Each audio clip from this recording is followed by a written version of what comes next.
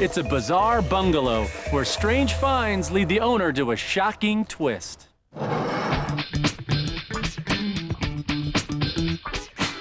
Who in their right mind would hang a house number sign like that?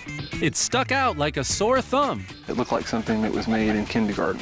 But behind the unattractive door sign, Mark Podmore saw a diamond in the rough. As soon as I stepped foot in the front door, I fell in love with it. With the Columbia, South Carolina neighborhood on the upswing, Mark jumped into the renovation. I love to paint. I love to refinish furniture. He also loves to shop for period pieces, so Mark used his eagle antiquing eye That is the water lily pattern. to find furniture that would look authentic in his 1904 Craftsman bungalow. Then, to make the most of the home's modest size, Mark started refinishing the basement, where he noticed an old door left behind. I looked at the hole, but could never figure it out. Your average person would see a pane of glass that needs replacing, but Mark saw the beginning of a mystery. I don't know if somebody broke it while they were moving it to the basement or if something fell on it one day. Then, another clue, back in a creepy crawl space. I was looking around the basement and saw an old ice chest. Among the old medicine bottles, whiskey bottles, and juice jars, he uncovered his first railroad tie. And behind the old ice chest was this train set. Thought these are kind of neat. I wonder who they belong to. The clues were leading him to wonder, what was the family who lived here before like? Look at this neat old desk. His first hint was buried deep in a drawer of this old desk that came with the house. John W. Grist. I wonder who that is. With that business card, Mark tracked down Jay Grist, the son of John and Mamie who lived in the house for 80 years. And sure enough, he called me a few weeks later and said, yeah, that was my dad.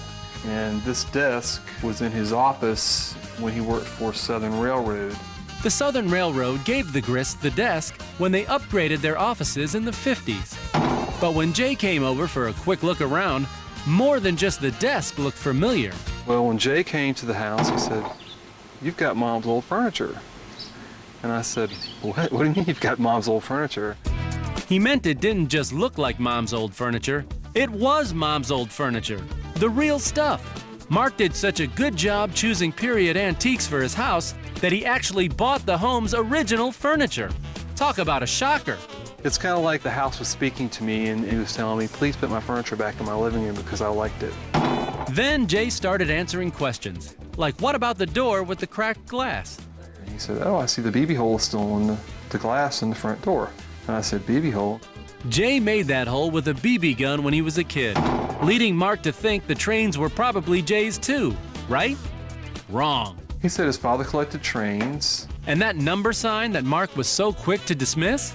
Jay had something to say about that, too. I see you still have the old number sign that I made in craft shop back in high school. And after him telling me that, I decided there's no way I could take that down.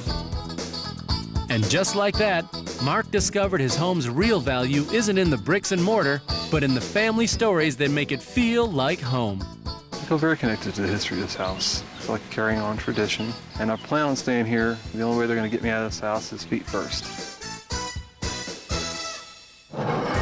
I'm Mike Siegel. See you next time on If Walls Could Talk.